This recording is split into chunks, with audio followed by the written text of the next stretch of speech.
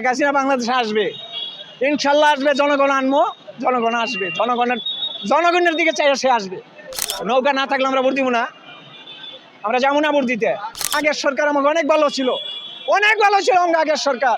ঘরে যুবতী মাইয়া ঘরে রাখতে পারি না, মা বোনের গর্ভধানী মায়েদের 40,000 করে টাকা দিছে, প্রতিবন্ধীর ভাতা দিছে, প্রতিবন্ধী স্কুল করে দিছে, যার ঘর নাই এর ঘর দিছে, যার বাড়ি নাই এর বাড়ি দিছে, কিনা দিয়ে গেছে। এটাই দেশে তো বলাই যায় নাই।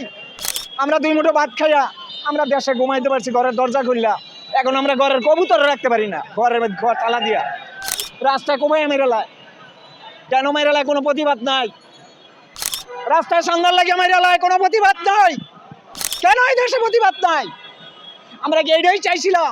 আগের সরকার আমাকে অনেক ভালো ছিল, অনেক ভালো ছিল আমাকে আগের সরকার। আমরা 2 মুঠো ভাত খাইয়া আমরা দেশে ঘুমাইতে পারছি ঘরের দরজা খুললা। এখন আমরা ঘরের কবুতর রাখতে পারি না, ঘরের ঘর তালা দিয়া।